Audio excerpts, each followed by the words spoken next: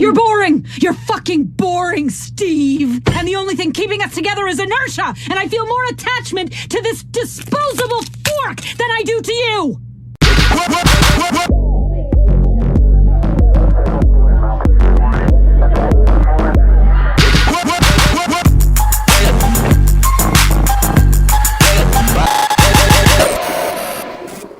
Hey little dragons, so I know I was going on hiatus to get caught up on videos, and I know this is a lot different setup. I've decided to do live vlog style videos instead of PNGs. I will still incorporate the dragon onto my thumbnails and use it for art, but I will not be using it for videos from this point on. The reason why I'm making a video in the middle of my hiatus is because Inside Job, the Netflix original series, was canceled. The cancellation was a big shock to everybody. It was a very popular show, had good ratings, had a lot of videos on YouTube, had a big fan base, even though the Reddit was a little bit small, but everything else indicated it was a popular show, but it was just canceled. It was especially surprising because they canceled the show right after renewing it back in June. This upset a lot of people, me included, so I decided I needed to make a video. Because the more people that touch on this subject and the more people that speak up against Netflix and cancel their subscriptions like I have,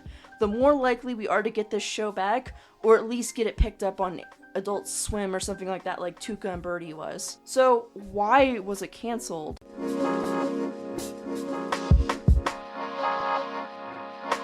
Netflix does not release public data on why it cancels shows, but we can speculate based on a few things. Firstly, the biggest possible reason was money. Netflix has been axing a lot of shows lately because they are suffering as a company. Back in April of 2022, they lost a record number of subscribers. They actually lost 200,000 subscribers. And actually, because of this, for the first time in Netflix history, they lost more subscribers than they gained. And during this time, their stock plummeted by 70%, and they fired hundreds of employees. This is why Netflix was scrambling for damage control. That's why they announced they wouldn't allow sharing anymore.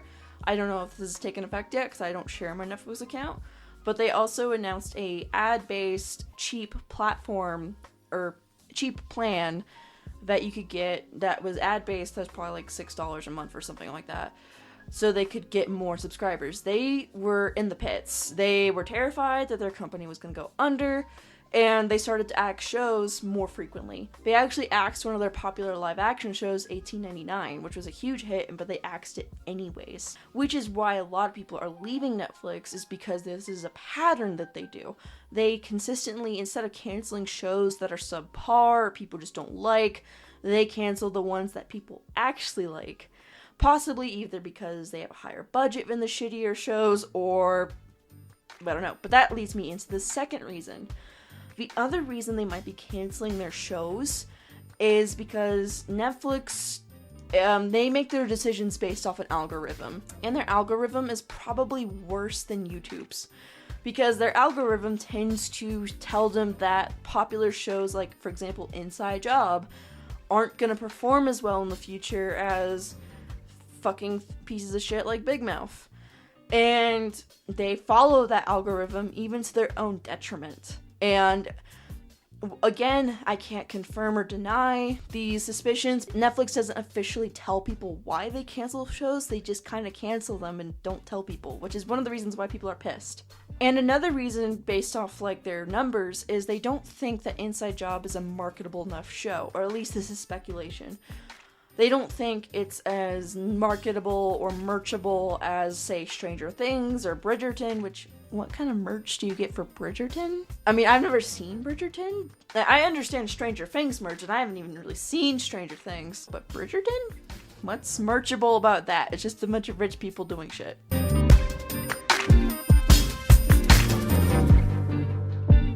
Did the show fail critically or in a streaming sense? Firstly, Inside Job had huge streaming numbers. When it first debuted back in October of, I think it was 2021, yeah.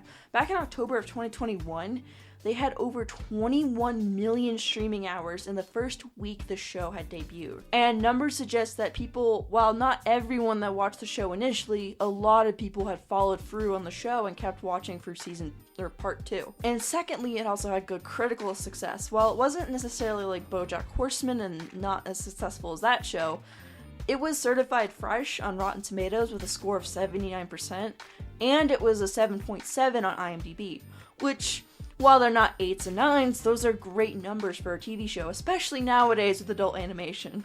And thirdly, it has a huge community on YouTube. Not only did Saberspark and Johnny Two Cellos cover this show, a lot of people covered this show. From like compilation videos where it's just funny moments, to like analysis and theory videos or reviews. A lot of people talked about this show on YouTube.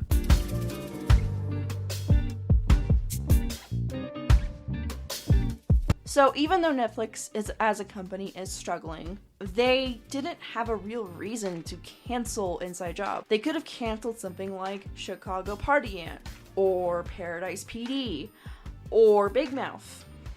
Shows that don't have great reviews, shows that don't perform well, shows that, just aren't good. Like, did we really need another Brickleberry style show?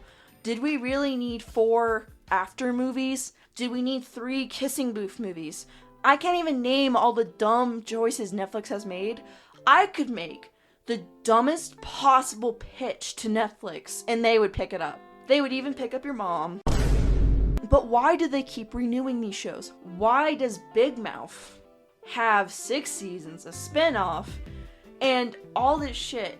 They literally have a scene in I think season 4 or 5 where singing animals are wagging their butts in front of the camera with flexing giant buttholes. And the song is about needing to take a poop and not being able to because of anxiety. And I mean, great, you're talking about anxiety causing bodily harm in some way, but that's disgusting. I actually had to turn the show off because I was sick. I was sick looking at it. Like, I'm not a prude. I'm not a prude. I like raunchy humor. I like gross out humor if it's done well. But they just went too far. They just went too far. It was too disgusting. I couldn't handle it. Oh, and you want to know why? I'll tell you the reason. I'll tell you the reason why Big Mouth keeps getting renewed and keeps getting spinoffs. Nick Kroll's dad is a fucking billionaire.